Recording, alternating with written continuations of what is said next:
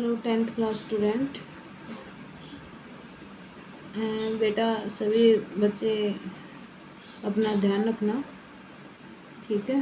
कई बच्चों के क्वेश्चन आ रहे थे, मैडम सिलेबस क्या रहेगा और हमारी पीरियोडिक फर्स्ट में क्या कितने चैप्टर्स आते हैं, सेकंड में कितने आते हैं। तो उनको ध्यान में रखते हुए मैं एक वीडियो बनाने की कोशिश की है, ठीक है। तो पीरियोडिक फर्स्ट में देखो, वैसे तो ये जो कोरोना की वजह से कुछ ना कुछ सीबीएसई है इसमें करेगी, सिलेबस में कुछ चैप्टर्स निकालेगी, बट अभी तक कुछ डिसाइडेड नहीं है।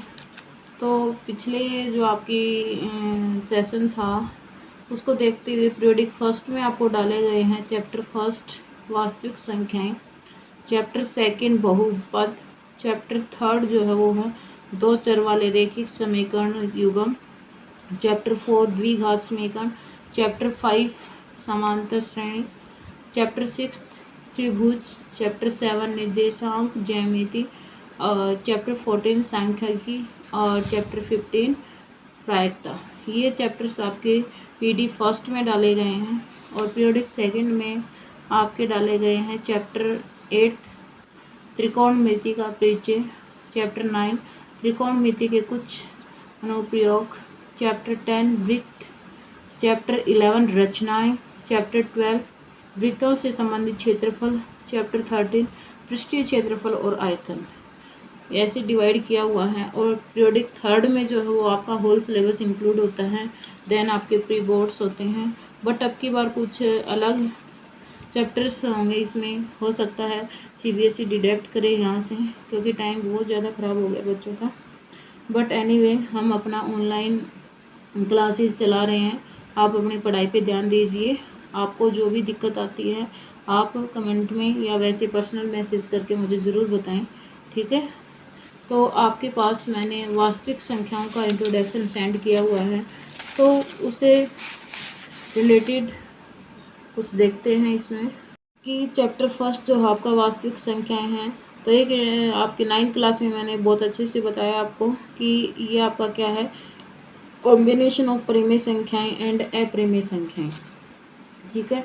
और अभी 9th क्लास का जो एक वीडियो डला उसमें आप दोबारा से अपने इस चैप्टर को रिवाइज कर सकते हो, ठीक है।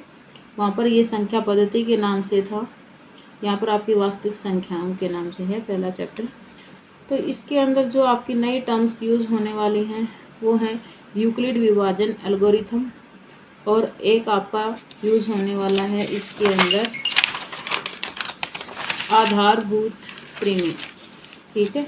ये फर्स्ट एक्सरसाइज में ये दो आपके टॉपिक्स रहेंगे, ठीक है। तो सबसे पहले बात आती है यूक्लिड विभाजन एल्गोरिथम।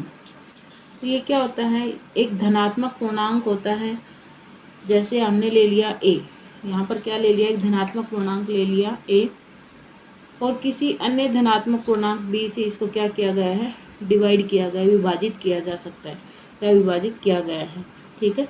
तो आपके पास जो शेषफल बचा है, जो रिमाइंडर बचा है, वो क्या बचा है आपके पास, r बचा है, ठीक है, जो कि क्या होगा हमारा b से छोटा होता है ऑलवेज। तो आप उसे किस में इंक्लूड करोगे, यही हमारा क्या था, यूक्लिड विभाजन एल्गोरिथम था। और इसको आप क्या बोलते हो, सामान्यतः आप बोलते हो लंबी विभाजन विधि, लॉन्ग डिवीजन मेथड्स, ठीक है। तो जैसे आप ए बी आर अगर आपको परेशान कर रहे हैं तो इसका एक एग्जाम्पल लेके चलते हैं हम। जैसे आपने ले लिया 7, ठीक है, 7 को आप डिवाइड कर रहे हो किससे, 3 से, ठीक है। तो ये क्या आपका b है, क्या बोला था, एक धनात्मक पूर्णांक है, तो एक b ले लिया, और एक धनात्मक पूर्णांक a, इस b को a से डिवाइड कर रहे हैं, ठीक है। तो इसका रिमाइंडर आएगा r, यहाँ रिमाइंडर क्या है 1, ठीक है। तो आप उस a को क्या लिख सकते हो, जैसे आपने इसको यहाँ पर a माना था इसको, और किससे डिवाइड कर रहे हो, b से डिवाइड कर रहे हो, ऐसे, ठीक है। तो आप इस a को क्या लिख सकते हो, जैसे दे रखा a is equal to B Q plus R, और जो r है वो क्या होगा आपका b से लेस होगा, और जीरो के इक्वल या जीरो से बड़ा होगा। ठीक है, कैसे देखिए इस एग्जाम्पल से। तो आप क्या लिखते हो, 7 को क्या लिख सकते हो, इन दोनों की क्या कहते हैं मल्टीप्लाई, इन दोनों देखो इधर बी क्यू क्या है मल्टीप्लाई में है, तो 3 इंटू 2 प्लस में क्या है आर है, प्लस में क्या है आर है, आर कितना आपका 1, आर क्या है रिमाइंडर। ठीक है, तो 7 को क्या लिख दिया 3 इंटू 2 6 प्लस 1 7। ठीक है, और यही आपका क्या है बी क्यू प्लस आर। ठीक है, ये क्या था आपका, ये वाली फॉर्म जो है इसको क्या बोला गया था यूक्लिड विभाजन एल्गोरिथम के लिखा हुआ। ठीक है, फिर ये स्टेटमेंट देखिए इसमें क्या दे रखा कि जो आर है वो ग्रेटर देन क्या है 0 और 0 के इक्वल। तो आप देख रहे हो जो आर है रिमाइंडर जो है वो क्या है आपका, या तो यहाँ पर 0 मिलता है आपको या फिर 0 से बड़ा मिल रहा है। लेकिन सेकंड कंडीशन क्या थी लेस देन बी, बी से छोटा होना चाहिए, बी क्या आपका 3, तो 3 से छोटा है कि नहीं है। ठीक है, तो ये यूक्लिड विभाजन एल्गोरिथम आपका कुछ नहीं सामान्यतः क्या आपका लॉन्ग डिवीजन मेथड ही है। ठीक है, और इसका जो यूक्लिड विभाजन एल्गोरिथम है तो इसका यूज़ कहाँ है, यहाँ पर इस आपके एक्सरसाइज के अंदर HCF निकालने में इसका यूज किया जाता है। ठीक है, डिवीजन एल्गोरिथम या यूक्लिड विभाजन एल्गोरिथम है, इसके बेस पे एक हम क्वेश्चन भी करेंगे, बट उससे पहले हम आधारभूत प्रमेय देख लेते हैं। कई बार 1 नंबर में ये क्वेश्चन आपसे पूछ लिया जाता है। तो जो आपकी आधारभूत प्रमेय है उसका जो संबंध है वो किससे है, धनात्मक पूर्णांकों के गुणन से है। ठीक है, तो इसमें क्या होता है कि एक भाज्य संख्या को उसके अद्वितीय रूप से अभाज्य गुणनखंड में लिखा जाता है। ठीक है, मीन्स कोई भी एक भाज्य संख्या ले लेते हैं आप ले लो 4।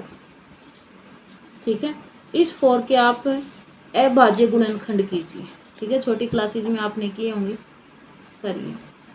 2 2 जा 4, 2 2 जा 1, तो 4 के अभाज्य गुणनखंड क्या हो गए 2 इंटू 2 इंटू 1। ठीक है, ये क्या हो गया आपके अभाज्य गुणनखंड। ठीक है, तो इसमें क्या है कि आधारभूत प्रमेय क्या बताते हैं, एक भाज्य संख्या को अभाज्य गुणनखंड के रूप में लिखा जाता है, और ये क्या होते हैं अद्वितीय रूप होते हैं। मीन्स इस 4 को यही फॉर्म लिखी जा सकती है और कोई फॉर्म एग्जिस्ट नहीं करती, किस फॉर्म में अभाज्य संख्या की फॉर्म में।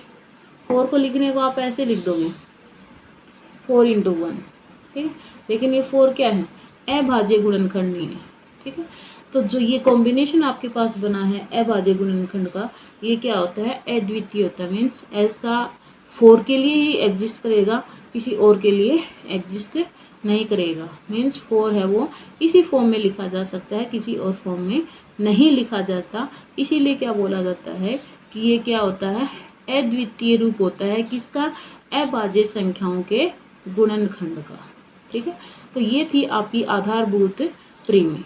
ठीक है, तो जो हमारा यूक्लिड विभाजन एल्गोरिथम है उसके बेस पे क्वेश्चन करते हैं हम। पहले आपकी फर्स्ट एक्सरसाइज का जो क्वेश्चन है वो इस तरह का क्वेश्चन होगा आपका। फर्स्ट क्वेश्चन 455 और 42 का HCF निकालना है। अभी हमने क्या बताया था आपको कि यूक्लिड एल्गोरिथम विभाजन विधि जो है वो क्या है आपकी HCF निकालने के लिए हम यूज़ करते हैं। ठीक है, तो आपको क्या करना है 455 का और 42 का क्या निकालना है HCF निकालना है यूक्लिड विभाजन एल्गोरिथम का यूज़ करते हैं। ठीक है, तो आपको पता है इन दोनों नंबर्स, ये दोनों जो पूर्णांक दिए हुए हैं इनमें बड़ा कौन सा है 455।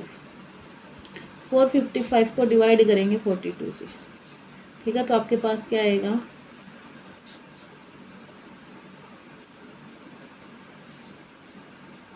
ये आ गया। ठीक है, तो यूक्लिड डिवीजन ने क्या बताया था कि ए आपके पास कोई नंबर है, बी से आप डिवाइड कर रहे हो और कुछ ना कुछ रिमाइंडर रह रहा है, तो यूक्लिड डिवीजन की फॉर्म में कैसे लिखेंगे ए इज इक्वल टू, यहाँ मान लीजिए कोई भी क्यू आया है क्वोशंट बी क्यू प्लस हाँ। ठीक है, इस तरह की फॉर्म बताई थी आपको।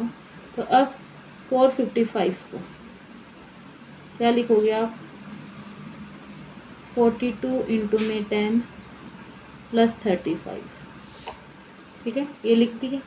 अब क्या करेंगे, ये लिखने के बाद क्या करेंगे, इस 35 को अब क्या मानेंगे हम, भाजक मानेंगे, और 42 को हम क्या मानेंगे, भाज्य मानेंगे, ठीक है। अब इसे डिवाइड करेंगे तो ये कितना बच गया आपका 7। तो 42 को अब क्या लिख सकते हो आप, 35 इंटू 1 प्लस 7, ठीक है। अब 7 को क्या मानेंगे हम, भाजक मानेंगे, और इस 35 इसको क्या मानेंगे, अब भाज्य मानेंगे। कब तक करते रहेंगे, जब तक कि हमें रिमाइंडर 0 ना मिल जाए। जब रिमाइंडर 0 मिल जाता है, ठीक है, रिमाइंडर क्या हो जाता है आपके पास 0 आ जाता है, तो उस टाइम आपने जिससे डिवाइड किया है वही हमारा क्या होता है, HCF होता है। तो आप 35 को क्या लिख सकते हो, 35 इंटू 7 इंटू 5, 7 इंटू 5 प्लस 0। जब रिमाइंडर 0 होता है तो उस टाइम आपने किससे डिवाइड किया है, 7 से, तो हमारा HCF क्या हो जाएगा 7, और यही हमारा क्या बन जाएगा, आंसर बन जाएगा, ठीक है। इस तरह से आप फर्स्ट क्वेश्चन के सभी पार्ट्स कर सकते हैं। जल्दी से जल्दी सभी पार्ट्स करके मेरे पास सेंड करिए।